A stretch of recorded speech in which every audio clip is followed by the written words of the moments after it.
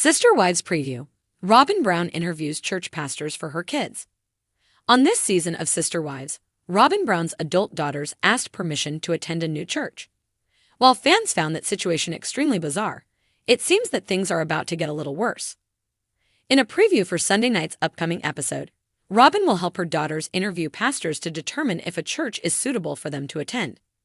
But in the preview, Robyn seems to completely take over the process and won't even let Aurora and Brianna have a voice. Robyn Brown and her girls interview pastors.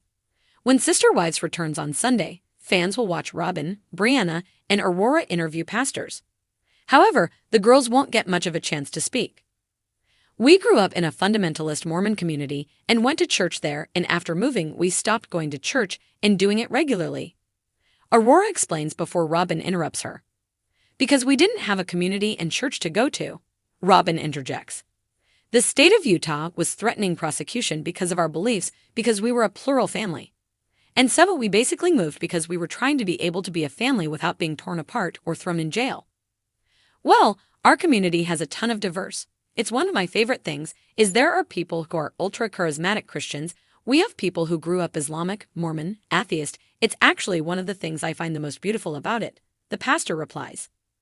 In a confessional, Robyn admits that she appreciated the pastors didn't chastise her for living polygamy and that they provided an inclusive space for them.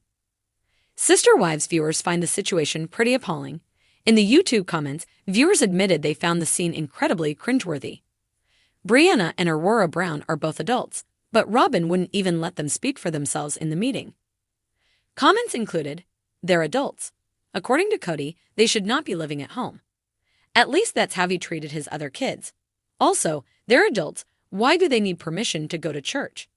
They look like they're on the verge of tears all the time. I'm concerned for their mental and emotional wellness." So the adult girls aren't even allowed to select the church they want to attend on their own. Such ridiculousness. Why can't these young women just go to a few churches to find what suits them? Why must deceitful Robyn have to tag along and interview the pastor?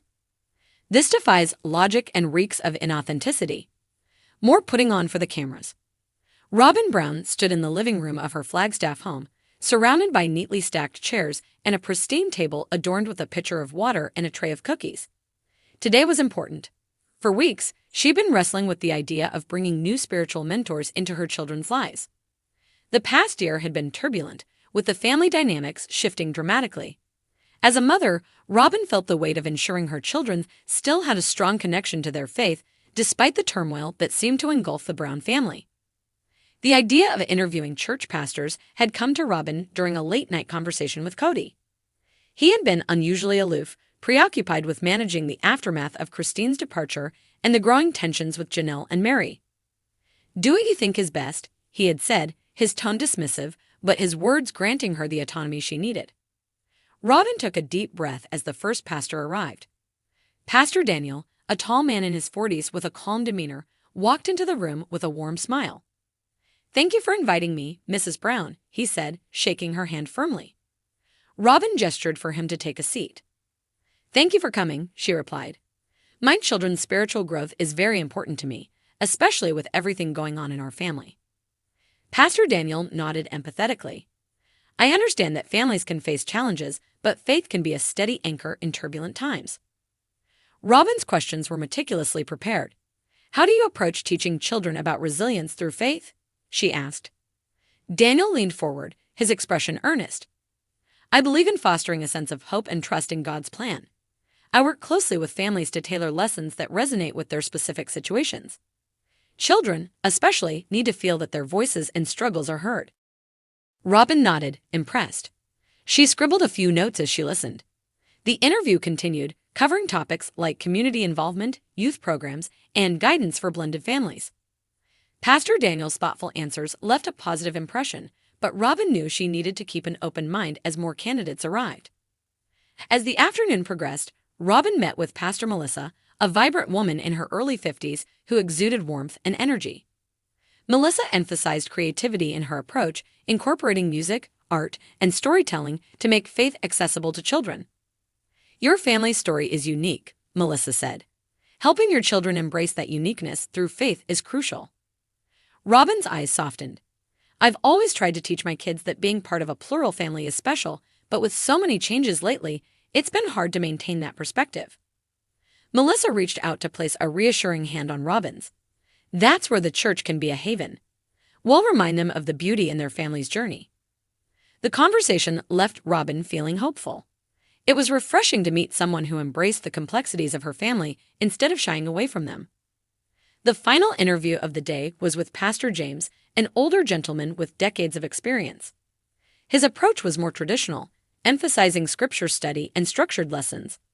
While Robyn respected his depth of knowledge, she couldn't help but feel that his methods might not resonate with her children, who were grappling with modern challenges. As the last pastor left, Robyn sank into a chair, exhausted but relieved. The day had been enlightening, and she felt a renewed sense of purpose. Yet, the weight of the decision ahead loomed large. She needed to choose someone who could not only guide her children spiritually, but also provide them with a sense of stability amidst the chaos. That evening, as the sun dipped below the horizon, Robyn called a family meeting. Her children filed into the living room, their faces a mixture of curiosity and apprehension. "I wanted to talk to you all about something important," Robyn began. "I've been meeting with some church pastors today. I'm looking for someone who can help guide us in our faith and be a source of support for you." Aurora, her eldest daughter, spoke up first. "Will we have to go to a lot of church events?" she asked, her tone cautious. Robyn smiled gently. "Not unless you want to. This is about finding someone who can help us feel more connected to our beliefs and to each other." Brianna, ever the skeptic, folded her arms. "Does Dad know about this?" Robyn hesitated before answering. "Yes, I spoke to him about it. He supports the idea, but this is more about us as a family." The room fell silent as the children processed her words. Finally, Solomon, her youngest son, piped up. "Will they tell us stories about God? I like stories." Robyn chuckled, ruffling his hair. "Yes, sweetheart. They'll tell stories, and they'll help us find answers to our questions." Over the next few days, Robyn discussed the interviews with Cody, though his attention seemed divided. She also reached out to Janelle and Mary, hoping for their input. Janelle's response was pragmatic as always. "If it helps the kids, go for it," she said. Mary was more reserved, offering polite support but keeping her distance from the process. In the end, Robyn chose Pastor Melissa.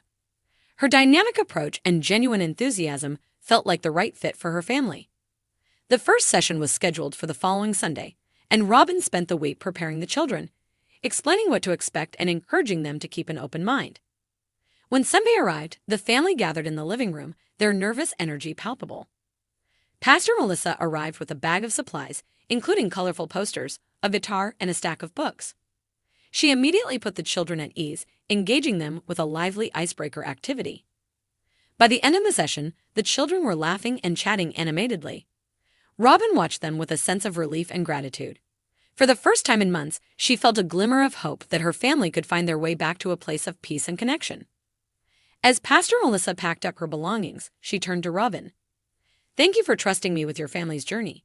I promise to do my best to support all of you." Robyn smiled, her eyes glistening with emotion. "Thank you for helping us take the first step."